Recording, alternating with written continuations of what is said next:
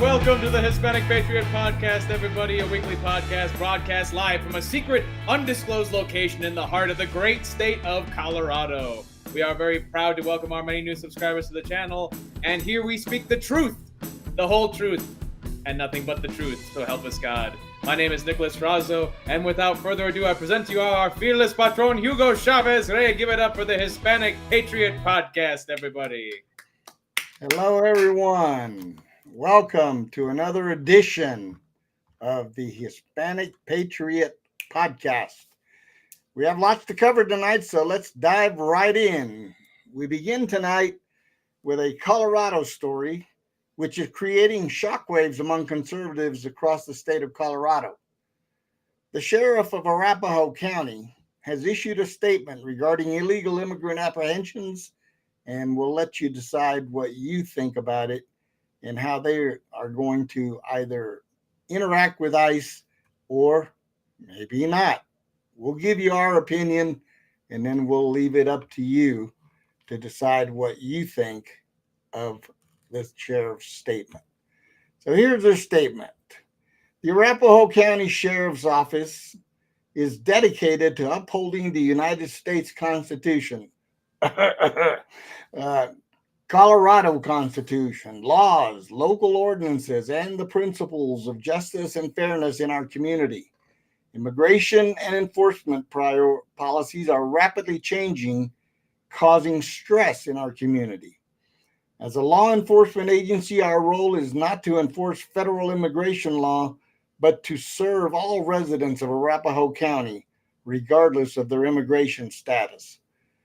Under Colorado House Bill HB 23-1100, law enforcement agencies in Colorado are prohibited from detaining individuals based solely on an ICE detainer request. As such, detainers do not constitute a judicial warrant. ACSO adheres strictly to this law and will not hold any individual without probable cause or a warrant signed by a judge. Our duty is to enforce the laws of Colorado in our local jurisdictions fairly and impartially, ensuring that every individual is treated with respect and dignity. When interacting with any citizen, ACSO does not ask for the immigration status of any individual, whether they are victims, witnesses, or suspects. Sheriff Tyler Brown has made it clear ACSO serves all members of the community, regardless of their background or where they were born. Our commitment to professional, constitutional, and effective law enforcement remains unwavering. If a crime is committed and probable cause exists, an arrest will be made without bias or discrimination. We recognize the importance of building and maintaining trust with the community we serve. ACSO remains dedicated to fostering positive relationships with residents, ensuring safety, and upholding the law while treating all individuals fairly, professionally, and respectfully. Signed, your dear Sheriff of Arapahoe County. Oh my goodness. Our dear sheriff. Well, that's nice of them, This is so I wonder what he's going to say to the parents of a young lady that might get raped and murdered by an illegal immigrant whom he won't hold on detainment based on his immigration status. No, we need to just ignore that. Or people who are being assaulted down at 16th Street Mall here in Denver, where people are getting stabbed left and right, and or people who are committing property crimes, breaking into homes, cars, armed robbery, all of these things. So these people are just immune as far as this sheriff is concerned. And I haven't had the time to kind of poll the sheriffs of Colorado, but I think that's a good project that we might look into, Nick, to see exactly how many sheriffs believe the way this sheriff does, that it is not their duty to enforce federal immigration laws. No, they just swore to uphold the Constitution, and the Constitution says, well, we're going to be taking care of immigration the way the laws says immigration should be taken care of, not picking and choosing where they're going to be able to enforce laws and where they're not going to be able to enforce laws. Well, I think that goes back to what we were talking about in the pre-show, which is just that, we can't give up ground in any space in Colorado politics, because any space that, whether it's the sheriffs or the school boards or whoever, Democrats will get into these positions of power and use and abuse them in order to push their own ideology, which is pro-illegal immigration or trans ideology, whatever the thing to push on Americans is today. So I think such a project would be more than necessary, actually, because this is the most important project, in my opinion. Maybe you could agree or disagree, Hugo, that dealing with illegal immigration will probably be the single most important domestic Trump era project of our time. Dealing with this problem, which has been proliferated since the 1970s, that has never been looked at as anything other than a cheap labor source, something beneficial. Now we understand the cultural detriment of unchecked mass immigration. This is the project of our time, so we need to take it seriously. Well, we can get way into the weeds regarding what the libs say now. One of the things that they're shouting from the rooftops is that, now that President Trump is enforcing immigration law, the people who pick our crops are running scared and not showing up for work. Yeah, we addressed that last show, and we're going to be addressing this every time. Guys, most of the farm workers are on legal visas, have been on legal visas. Their granddaddies were on legal visas, and this is how this works. It is not illegals who primarily work these jobs. It is people that are American citizens or that respect America enough to get a darn green card to pick our crops. I mean, again, we talked about Cesar Chavez. It's a work American permit. Yeah, exactly. And the thing is, thank you. This is what's known as a red herring. But that's what the libs are good at. Is they? I just fell into it. You just saw that. They create red herring arguments for just virtually about anything that they can think of, and they think that they're so smart and so astute as to what the topic may be, that they can fool the public. And unfortunately, they do fool a lot of people who are uninformed and don't pay attention to what's really going on. You can tell because you see these people that get interviewed and they just regurgitate the lie on camera, because that's what the media loves. People will repeat whatever, this clown liberal may say, politician, elected official, whatever. These people just create these because they're trying to pull at the heartstrings of citizens to say, oh, look how mean. Oh, look, we're not going to be able to get our fruits and veggies because there's nobody going to pick them, and Americans won't pick them. Well, I have an idea, Hugo. Maybe this is time to push our friend Greg Lopez's idea of the red card system. Maybe, I have an idea, liberals.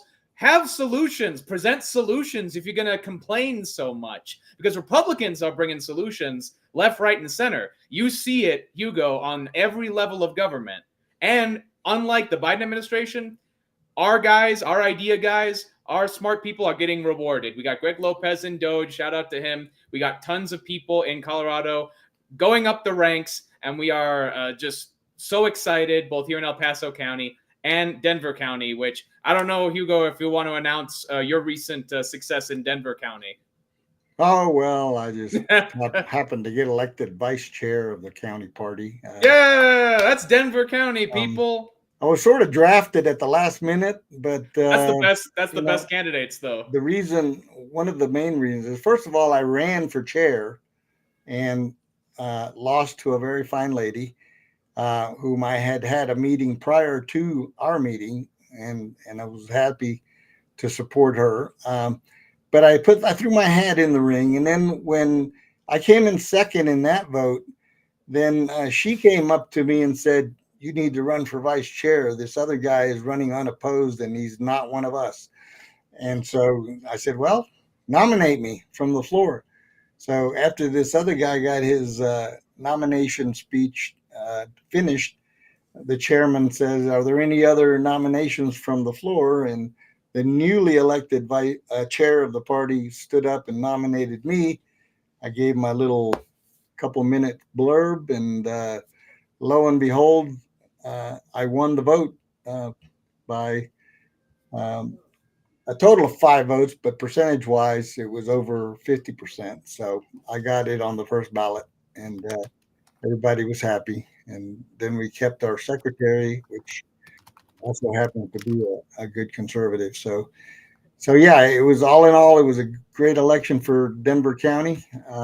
We have a strong America First team now in Denver County, and I'm urging all the counties out there to do the same. Wish us luck on the 8th. We have our El Paso County meeting coming up on the 8th. Yours truly will be running for bonus member. I'm very excited. I'm very, very happy to represent our voices in our communities in the county. And I ask all of you guys for your support, your vote, and really appreciate the opportunity. Thank you all for watching us all these years, I want to say, but it's been just over a year. But we're looking into the future, always thinking about it. Still crazy after all these years. You know it, because hey, you know what? It's the crazy ones who think they can change the world that end up doing it. Yep. Absolutely. All right. So today, speaking of El Paso County, we have a very special guest on the show. Kristy Davis is the chapter chair / president of El Paso County Moms for Liberty. And Moms for Liberty in El Paso County is affiliated with the National Moms for Liberty organization and is a group that is dedicated to the survival of America by unifying education and empowering parents to defend their parental rights at all levels of government. Moms for Liberty is a group standing in the gap, protecting children from the onslaught of woke policies which have infected and infiltrated our schools across the nation. So we are proud to bring on our good friend, Kristy Davis from El Paso County. Welcome, Hello. Kristy, to the Hispanic Patriot podcast. Hi, thank you so much for having me today. Well, thank you for joining us. Absolutely. Good to see you again, ma'am. Yes.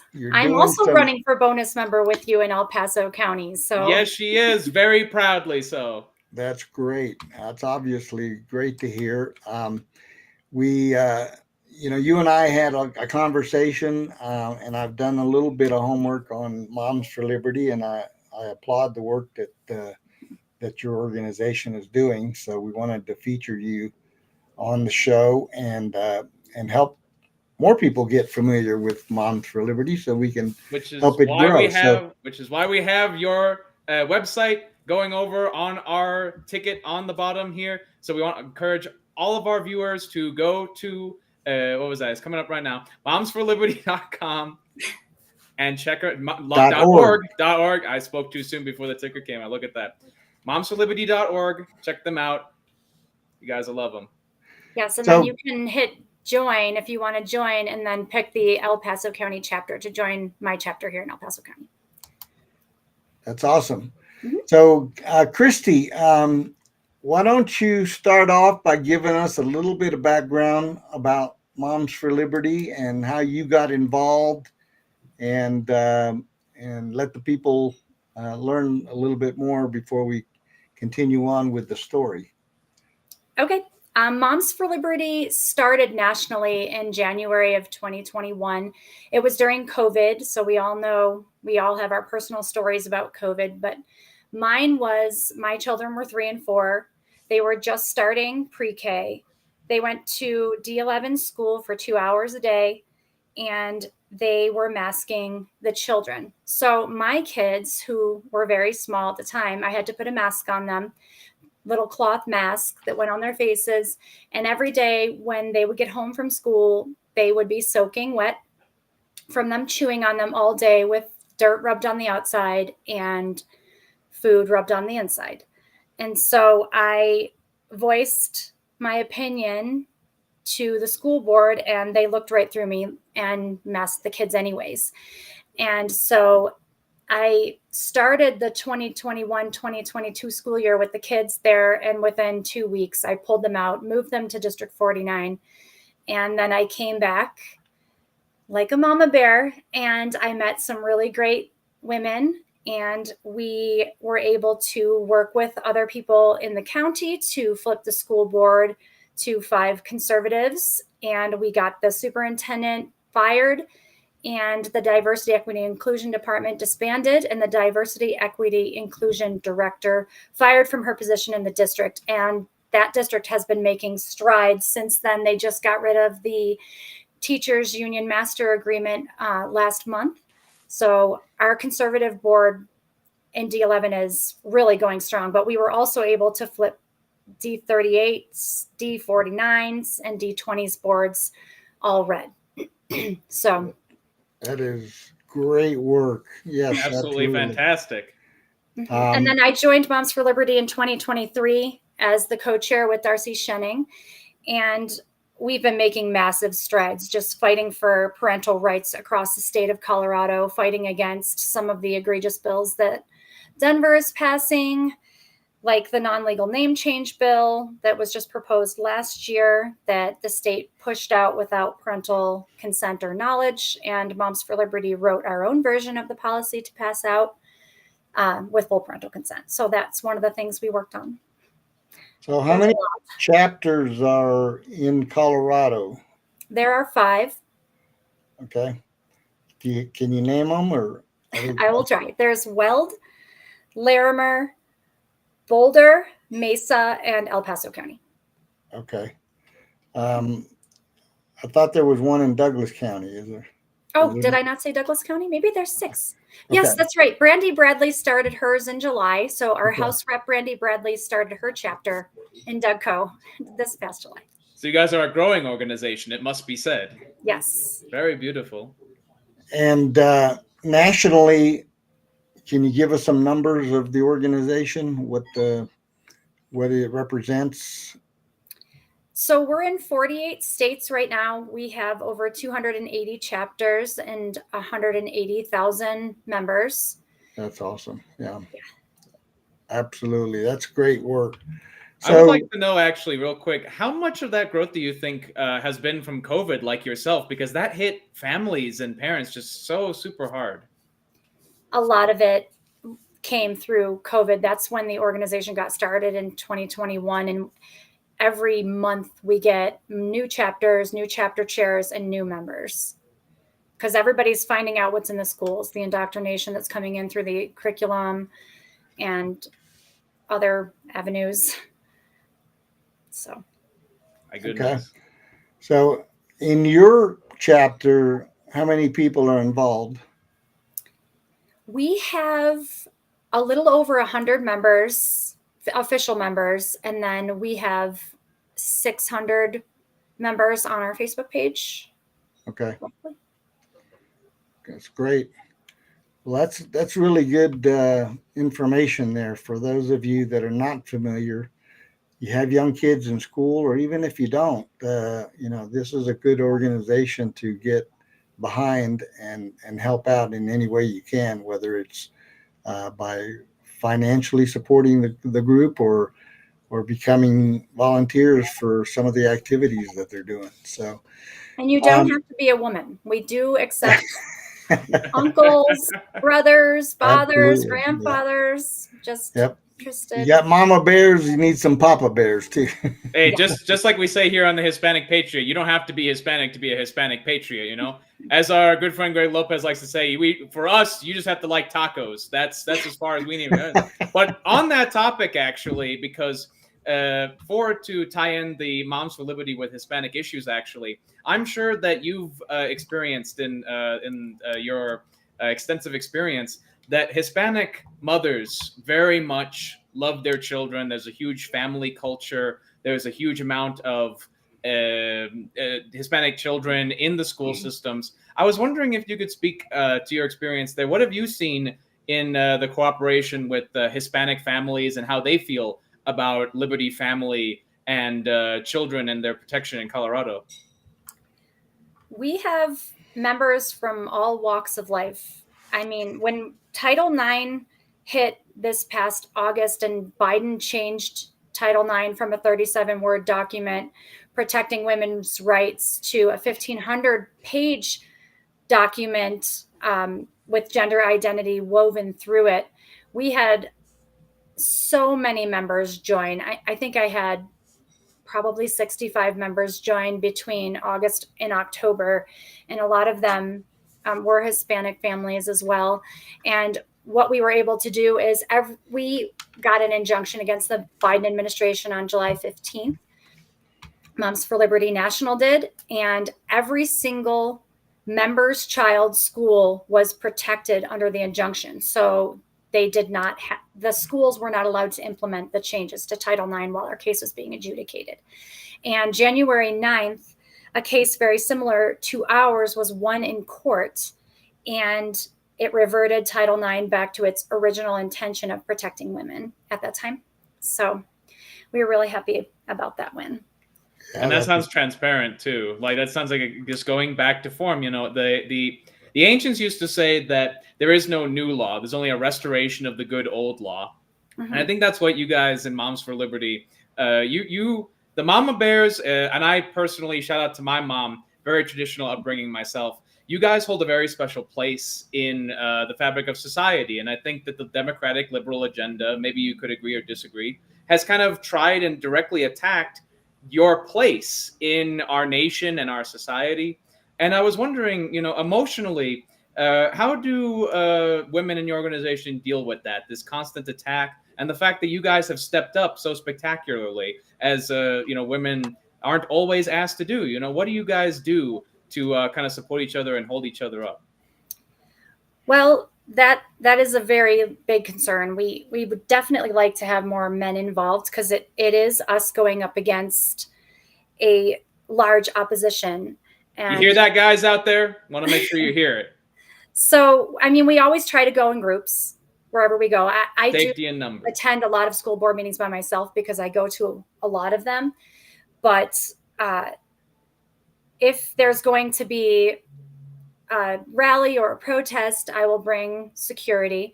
We actually just had a threat.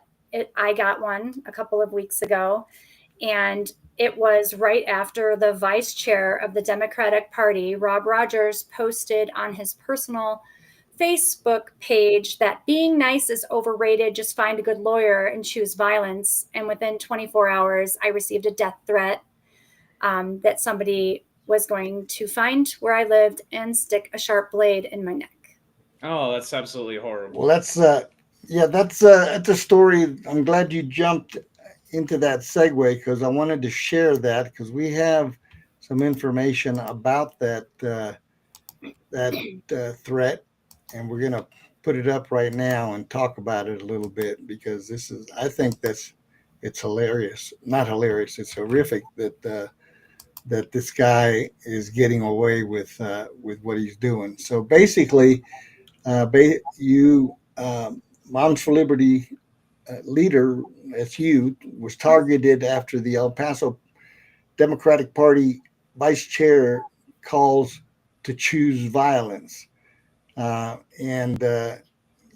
woke up to an email that made her stomach drop, and where you live, worthless, blank, blank.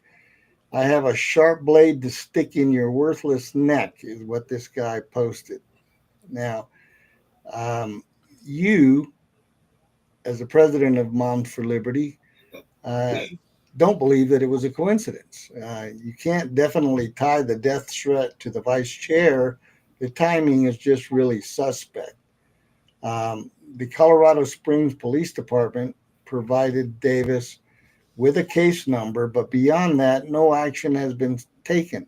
That's appalling to me. How in the world do you have a death threat posted on social media and no action is taken? That just doesn't sit well with me. Especially against somebody who is clearly, I guess you could be called a public figure. You have a position that is part of a national organization is very important causes that you deal with on a daily basis.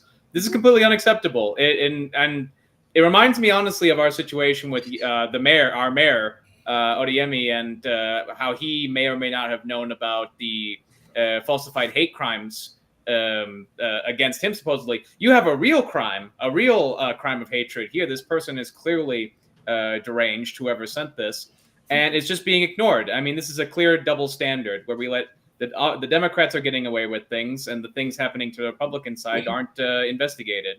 It's very frustrating. And I'm sorry this happened to you. Now, because we have a strict rule here to be accurate. So this quote here, being nice is overrated. Just find a good lawyer and choose violence. Now, did that come from the person making the threat or the vice chair of the Democratic Party? That came from the vice chair of the Democratic Party, and he was just on KRDO saying that is just a meme that he posted on his personal Facebook page that was taken out of context, and it's actually used by millennials often. Well, I'm a millennial here, and I can tell you right now it is, but that how you guys are interpreting it, that is how the meme is meant to go. To get up this morning and choose violence, that is what the meme is. It's not, you're not misinterpreting anything. It's pretty direct. As a millennial myself who uses this meme before, that's a BS. This guy needs to be called out, and I'm shocked that that law enforcement, other than giving you a case number, is not investigating this. It's very easy for them to get a warrant and get the post from the whoever made the threat and find out who this individual is, and maybe pay them a visit. I'm not a lawyer. I don't pretend to be, but I have to believe that there's already a crime here in the sense that a threat was issued, and the law enforcement agency should be directly involved in this and paying this person a visit, unless it's coming from out of the state or out of the country or whatever. Or if it's a body cam. But Kristy, what would you like to see? You know, this happened to you directly. What would you like to see as the response? Well, first off, I think that Rob Rogers, the vice chair of the Democratic Party, as a publicly elected or publicly visible person with a high level of responsibility, should resign from his position as the vice chair of the Democratic Party. I mean, he's doubled down now twice, saying that, trying to downplay the threat and then immediately following it with #choose-violence. And it looks like he was saying, if Hugo, you wanted to scroll up a little bit, that there was some other posts saying that maybe implying that Moms for Liberty is a Christian nationalist organization, and that resistance to Christian nationalism should be perhaps the duty of I don't know what he means to say here. It seems to be, at least in my opinion, that they're trying to smear you guys. That's the what do you call the label du jour, if you will, from the left. You know, they think that by calling us Christian nationalists that we somehow equate to Hitler's Nazis. That's basically where that's coming from. It's to me justifying a action to say we are different ideologically or something like this that allows certain levels of harassment or violence to be justified against us. I mean, we saw Lee Keltner in Denver be shot dead by Antifa members for this kind of rhetoric. So I would be tempted to agree with you, Kristy. If people can't, just maybe even just have basic internet civility and not say things like choose violence. If you can get banned from Facebook for saying something and I apologize for saying this, but dumb enough to say it in a public forum, maybe you shouldn't be the vice chair of a political party statewide. Yeah, because people listen to him, and they do. There's a lot of mentally unstable people in the Democratic Party. And we see them every day. Mm-hmm. We know that from experience, and certainly President Trump knows a lot of them. He has a large following. I think he has like 65,000 followers. That's significant enough. Were you able to determine if the person where they're from or anything like that? No, I've never heard the name before. I'm assuming it's a fake name. It came from a Proton email address. So, but the Most other thing that I would likely. like is I would like the law enforcement to take this a little bit more seriously, considering that I am the chapter chair of Moms for Liberty. I almost want to borderline it onto a hate crime. And so I am trying to reach out to the CBI to see if they'll assist me also. So that's, I guess, my next step is to just try to get as much coverage on this as possible for both the vice chair calling for violence and for the threat. Absolutely. Have you contacted the Alliance Defending Freedom? I have not yet, but I may. I would recommend at least it's worth a phone call to them or an email and see if that's something that they might step up and help with, because they have resources that you and I don't have. And certainly if this is a credible threat, which sounds like it is, then law enforcement needs to be called out. In particular, since they claim that they're here to protect the citizens. I'm surprised that did you go to the sheriff or police department in Colorado? I called the CSPD. CSPD? Colorado Springs Police Department. Okay. Okay. You might want to try the sheriff's office because I do know the sheriff down there, and he's pretty strong conservative. Mr. Roybal, indeed. And for anyone watching, you can apply this to if you're going through any situation. Never feel alone or without resources if you're being attacked. You have rights. No one has a right to threaten your life. That is beyond the pale. Yeah. That's well, and I do want to make it very clear that this threat is not going to stop me. I will always stand up for children and education and parental rights in El Paso County. No, apparently not. You're running for bonus member. You're increasing your public profile. I want to say this is actually often what challenges do. They force us to take greater importance than we would otherwise have in our lives. So these people who think they can stop us by scaring us, I mean, I'm way more scared of the idea that my children could be mutilated and made to think they're not the gender that God made them. That scares me way more than some guy who wants to stick a pen in my neck. You know, all right, a hospital visit is probably not as scary as losing my child forever. They can't scare us because the things they're trying to do to us is much worse. Yeah, us moms will never back down. We will do what it takes to protect our children at all costs. And I want to say, I wish that fathers would also step up. I think there's a fear, and maybe, Kristy, you've dealt with a lot of parents that are fathers, of course. There might be a fear that, well, our society doesn't like masculinity. I'm afraid to go to jail. I'm afraid to apply too much force. I believe men can act with grace and gentleness in these situations. So I would encourage men to do that. Don't be scared to approach organizations like Moms for Liberty. Any kind of man you are is the kind of man that children need, especially of their fathers. So. And we do have men. I have 2 men that help me often in D49 and in D20. And we align with other organizations also, like D11 Momentum and the Young Republicans, who bring a lot of men to the meetings and stuff to help us. Absolutely. And shout out to those Young Republicans fighting right now as we speak at D11 School Board. Shout out to those guys over there. Yes, they are. And D11 Momentum. They're all there. I don't like that they always have those school board meetings when we're doing the show. I know. They don't want us. They don't want us there, Hugo. They don't want us Hispanic Patriots there. So talk a little bit about some of the pressing issues, and are you working on any bills with the legislature or anything along those lines? Yes, there's a lot of egregious bills going through the legislature. I can't name them all because there is so many. We only have a half hour left, and we need at least 2 hours for that one. So.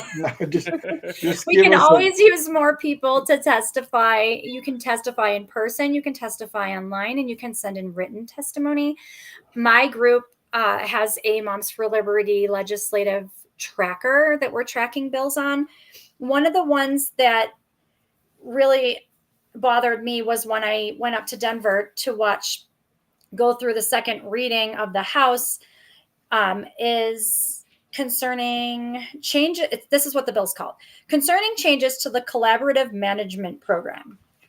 And normally we only look at education bills, so this one kind of slipped by us a little bit. But Brandy Bradley, our House rep and also chapter chair of Moms for Liberty, posted a video of herself talking about a portion of the bill that is extremely concerning. And it says, nothing in this section prohibits the release of records created by the individualized service and support team upon the written consent of the child, youth, or family receiving services. So what this means is any child or youth, which means child 12 and under, youth 12 and over in the state of Colorado, can release their medical records without parental consent. Now, why would our legislators feel the need to pass a bill that has language like this in it? It's very concerning. Because who's paying for those bills? The parents, right? Yeah, exactly. My 7-year-old is not going to pay for her medical bills, but once they hit 12 years old, I don't even have access to their medical records at all without consent of my child. But I'm expected to pay those bills. So now they're going to allow my child to share their medical records with whomever asks them for them without my consent. So this hits me very hard, honestly, as a person who loves his mother, because I'm sure you know that a child asking the medical history of their parents could literally save their lives. Cutting off that avenue is literally going to kill children. So I apologize. I just wanted to make it very clear to our viewers how dangerous, despite the innocuous sounding name of it. I mean, that sounds purposefully innocuous, but and my our House reps, that's demonic. House Rep DeGraff, Bottoms, Winters, Puglisi, and Brandy Bradley all spoke against this. They tried to get amendments to pass through. The House voted against adding an amendment to change this, and they're sending it off to the Senate. So now we have to get the Senate to veto this bill, or else it's going to be law in Colorado. And because they have a Democrat majority in the Senate and the House, it's probably going to most likely become a law. Some of the other bills that they're passing a trans bill of rights for transgender individuals. And I haven't seen the language in that one yet, but they vetoed a parental bill of rights last legislative session. So I'm sure this will go flying through. And another one that we're watching really closely that's coming up to be heard on Monday at 1:30 is a new library bill. And basically, they always try to attack our libraries. They try to call us out for trying to remove sexualized content as banning books, which is not what we're trying to do. We're trying to remove sexually explicit books from the library that are age inappropriate for children and pernicious. Have no place there. Yeah, they have no place there. But for some reason, Democrats feel like we're suppressing free speech and removing content from children if we don't provide porn and sexually explicit material in libraries.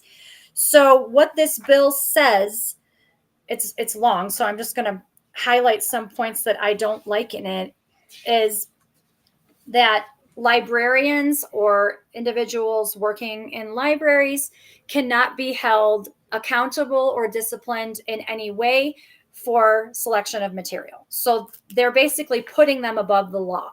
And we have a couple Colorado revised statutes that deal with obscenities in Colorado. So it's basically saying that these people can't be prosecuted. Librarians cannot be prosecuted. And then there's an entire portion in there about bringing in sexualized content. So I'm trying to find it here. It says a public library shall not exclude a library resource on the basis of sexual content without applying the appropriate criteria established by the United States Supreme Court in Miller versus California with respect to the population to which the library resource is made available, including whether the library resource depicts or describes in a patently offensive way sexual conduct or specified or specifically defined by state and law. And I mean, I cannot understand why the left is so obsessed with getting sexual content into schools. Yeah, I'm kind of at a loss for that too, honestly. When I was growing up, that they just started to kind of seed in the LGBT propaganda, but it wasn't about sex. They was, oh, it's about love, it's about freedom, it's about that. Now it just genuinely seems to be about smut puddling. It's called the slippery slope, man. It really is, apparently. I mean, they have language all written in here where you can't exclude any material based on gender identity, gender expression. And I understand that if they want to bring the LGBTQ books in, we can't stop them from doing that. But how do you describe LGBTQ without talking about sex? Right. I mean, that's where they cross the line. As soon as you start talking about sex, even heterosexual sex is not appropriate in a school library. And why? Is because if I take my children to a public library, I'm there with them. I can monitor what they're checking out and make sure that it's a topic that I'm either going to discuss with them so they understand it, that it aligns with my morals and values, so forth. But when they are in a school library, I am not there with them. So the content in the school library should be age appropriate for the youngest audience in the school, and it should be free of sexually explicit, vulgar, and profanities. Exactly. And actually, Kristy, if I might add a point that you might be able to share with people who don't necessarily agree with our morals, may I just, because we have limited time in school as kids, yes, maybe we should be filling our libraries with the Iliad and the Odyssey and, these classics of Western civilization, and not random sort of politicized garbage, because we have limited time and space for these educational opportunities. Why are we degrading the quality of literature for our children just to peddle political ideology? This is one, because what you described was very specific protections for only smut peddling. That seems odd at the very least. Yeah. Well, they've in some places they've banned Tom Sawyer and Huckleberry Finn. That's terrible.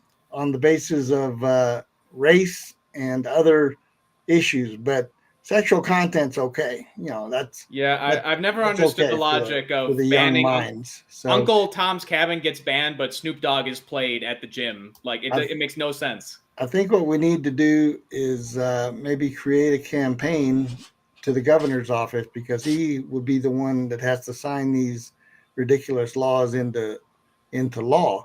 So perhaps a concerted effort towards the governor, since he's one of the prime candidates allegedly to be a presidential candidate. Maybe we can use that as some leverage to where our dear queen will be the president. Oh my goodness, that'd be great. Now, All hail the the other queen. thing, of course, the other side of that coin is, of course, that, like you said, Kristy, the Democrats have the majorities in both houses. So my guess is that they would have the votes to override a veto. Question is, would they, if the governor were to veto it? So I think that's another angle that might be worth pursuing. So anything that you have in the way of closing? We're up against the clock here, so give you an opportunity to give us some closing information, closing statements, and let us know what you'd like to see the public doing, and how you can be helped, how Moms for Liberty can be helped, not just in your chapter, but throughout the state. Well, we always love donations. You can donate on our website to us, or you can donate to our national organization as well. But we are a very active group. We're boots on the ground. So we're more or less looking for more people to get involved. Watch what your school boards are doing. Let us know what your school boards are doing, which curriculum is up for curriculum reviews, which policies are up for review. We have school board elections coming up in 2025. So we need very strong conservative candidates to run during President Trump's reign in office, because what the state is about to bring down on us in retaliation for the executive orders that are coming down is going to be really bad. And we're going to need strong school board members that are willing to stand up against what's coming down and say, no, this is against the Constitution. This is against these executive orders, and we're not going to do it here in Colorado. And they may be facing lawsuits, and they need to be willing to take this all the way up. and help change the laws in the state. We have a lot of moderate school board members that just don't want to rock the boat. They're conservative or Republicans, but they don't want to stand up against what our state is doing. And organizations like mine, we hold those school board members accountable, and they know it. A lot of them, we have respect with them, and they respect the fact that I'm holding them accountable. And we have other ones that do not appreciate that. And we just need board members that are going to be 100% with us and willing to go toe to toe with our state legislators and against some of the egregious stuff that's coming down. And we need constituents and families to join Moms for Liberty, because I can go to every single school board meeting and talk about all of this stuff till I'm blue in the face, but they want to hear from the parents in the districts. And so when I step into some districts, they like to try to silence me or say I can't speak at the dais because I'm not a stakeholder or I'm not a parent. And I will stand toe to toe with any parent who wants to go up against their school district. I will train you. I will teach you. I will get you up on policies, and I will help you. And so will the rest of my executive board, to get you comfortable speaking at school board meetings or working with your school board members. And so we need more people involved. All right. I mean, it's as simple as even just writing emails in support or against something that the school board member is doing. We can use even just that. So when you're with Kristy, guys, Right. and Moms for Liberty, you never stand alone. Absolutely. Yeah. Well, we want to thank you for coming on, giving us that important information. We'll be tracking Moms for Liberty, and any way we can help you in getting the word out, don't hesitate to contact us. And we're working on our website, so hopefully we can get things like yours up on our website so that we can have affiliate groups that we support. So thank you again thank you for coming on, and we wish you the best and Godspeed, and stay safe out there. Thank you. And thank you so much for having me on. I really appreciate it, guys. It was our pleasure. Thank you. Good night. Thanks. Good night. Take care, ma'am. All right. That was fantastic, everyone. That was great information. Yes. I remember, guys, you go to www.momsforliberty.org. Get that right this time. And check them out. Yes. So we've got some other information to disseminate to you. So, Nick, you've got something you wanted to bring up? I actually have two things to bring up. Do you want to go domestic or foreign right now? We've got the situation in Gaza. We can talk a little bit about the Gaza situation. That's an interesting topic that's been misconstrued by a lot of folks out there, and I'd like to put my 2 cents in worth on that. Absolutely, absolutely. Well, the main reason we want to bring this up, folks, is because there's been a lot of hubbub in several kinds of ways about Donald Trump's plan to, in his words, quote unquote, maybe not the most elegant words, but in his quote unquote, take over Gaza. The United States is going to take over Gaza. So a lot of people have been sort of imagining what this should mean and getting it wrong. That's the best way that I can put it. So Hugo, if you want to give your opinion first, or if you want to read the article first, it is your call. Well, never be surprised at how the legacy media, so to speak, can bastardize a story. And of course, what they lead with is Trump wants to take over Gaza. And hearkening back to days of colonialism and forced population transfers. What President Trump actually said is basically that Gaza at the moment is uninhabitable. And that's true. I dare anyone to dispute that fact. It is dangerous. There are munitions on the ground that are unexploded. To allow people to re-inhabit that area would be criminal. So what the president said is that because it is uninhabitable, that the U.S. is willing to help rebuild it to where it's a safe and vibrant community, In the meantime, he's asking neighboring Arab countries, of course, to take in their share of some of these refugees while their area is being rebuilt. Now, this is not going to be an overnight rebuild. I mean, because Gaza has been literally leveled by the Israeli military, which is definitely something that was not unexpected. No, and it should be said, a lot of times they were using our technology and our weapons to do it, whether or not we approved of them doing so. Well, true. But the other side of that coin, though, is, what was the goal of the Israeli? The goal of the Israelis is to wipe out Hamas. Which they did a pretty good job of doing that, to be honest. The people of Gaza, the Palestinians, if you will, I'm not fond of the term, but let's go ahead and stick with that. The Palestinians need to decide if they want to live in peace, raise their families, and live and coexist with Israelis. And I would say there is a segment of that population that do want that are decent people that just want to live and let live and not be involved in this terrorism against the Israeli state. Exactly. Then you have the despots, the animals, if you will, that run Hamas, that are 10 times worse than the mafia used to be here in the U.S. Oh, completely. They rule with an iron fist, and if people don't cooperate, they do horrific things to them. So these people, I have a heart for those people that are suffering that way. The difference, though, is that they need to be able to participate in the decimation of that terrorist organization. They can't have it both ways. They can't sit back and say, no, we're not going to help the Americans or the Israelis in finding and rooting out these terrorists. And then at the same time, whining and crying about their homeland being decimated.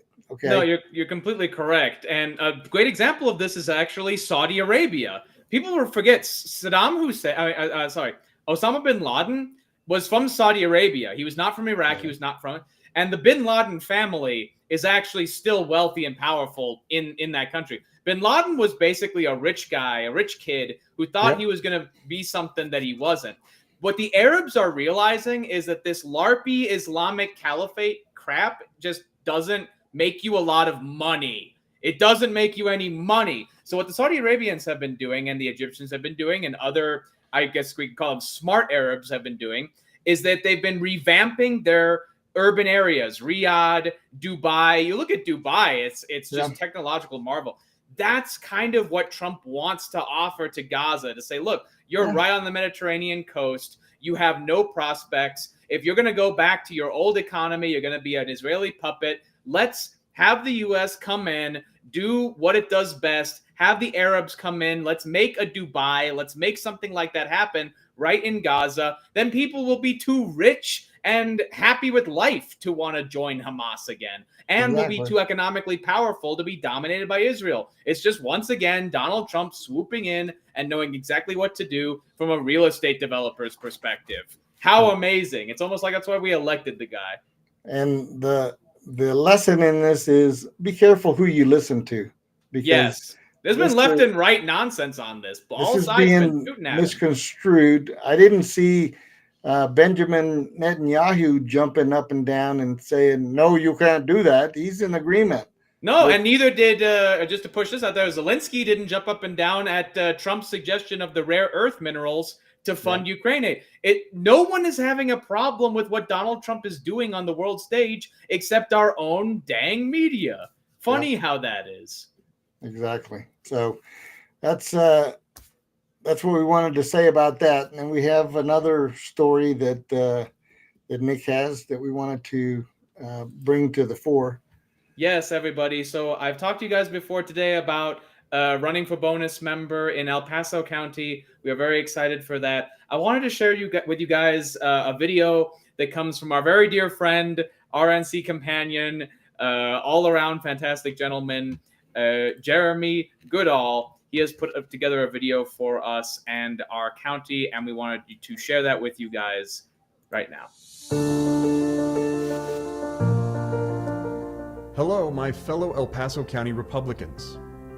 To put things mildly, we have all been through quite the fight over the past year. I know some of you are tired of the fighting, but what other choice have we had? Do we surrender our principles of liberty and freedom? Do we hand over the dignity and authority of the Republican Party to the same tired establishment crew that sold us out to their donors and Democrat buddies for literal decades? El Paso County is too important.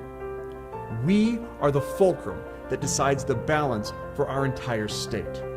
There is a reason that certain folks have spent so much of their time and energy sowing discord and hostility across this county, spreading their lies, false accusations, and confusion. I'm not done fighting, and I ask you to stand with me as we bring Colorado back to common sense, to restore fiscal and moral accountability. You've seen me stand for what is right, holding the line even when it's not popular or convenient or easy.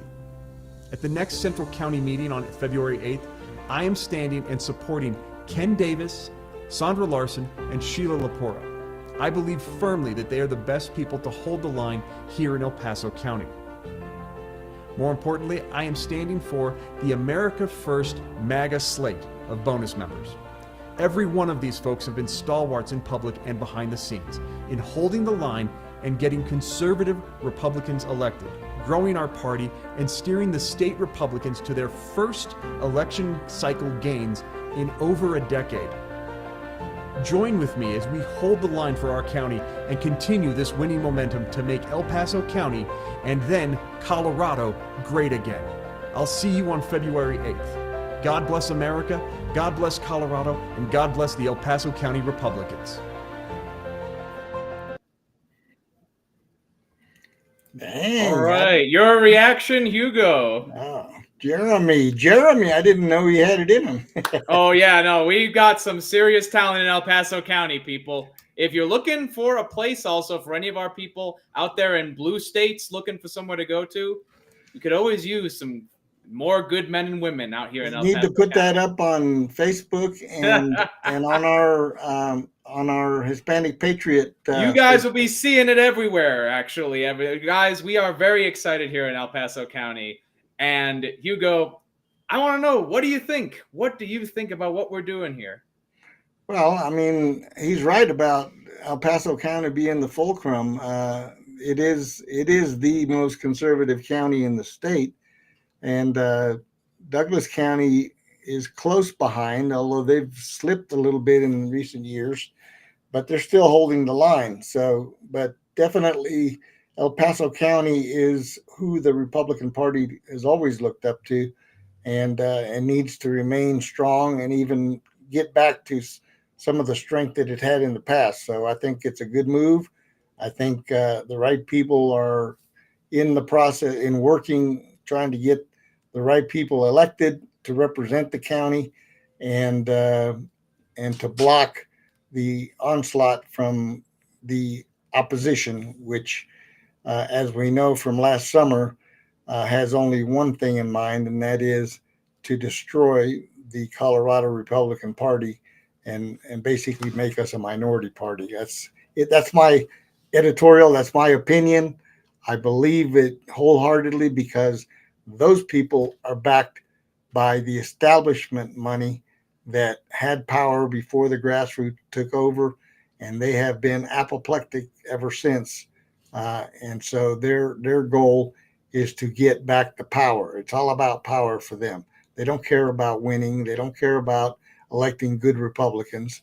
All they want is the power. And that's been demonstrated by when we elected Dave Williams, those alleged Republicans decided that they weren't going to contribute to the party anymore. So tell me how you're a strong Republican, but you're not going to contribute to the growth of the party just because your guy didn't win, or guy or gal. Don't give me that. So I'm not buying it. I've been fighting on social media for a while now. Some of these people that are presenting themselves in El Paso County have no business in any part of leadership. And I hope that you guys have a great meeting and come out with the strong results that are needed. Thank you, Hugo. And I will be on, you will see it, the America First MAGA bonus member slate. I am really grateful to everyone in El Paso County. Guys, young people have great opportunities in the Colorado Republican Party. People who are in charge want to lift us up. They want to listen to our perspectives. Don't ever feel that you're being shut out. Maybe you just need to wait for that door to open at the right time, because it will. It will. I can promise you guys that. And I'll be helping you guys open doors as bonus member and making those tough decisions, just like you go over in Denver County. I hear the music playing. That means I hear it too. We're out of time, but thank you for joining us tonight. It was a great show. It really was. Go out and support Moms for Liberties, guys and gals. Yes. And we will help any way we can. Absolutely. Thank you to Kristy Davis for coming on the show. Thank you for all. Next week we'll give you a report on the results of El Paso County and some other counties that are having meetings this Saturday. Absolutely, folks. Thank you, everyone, for tuning in tonight. God bless you.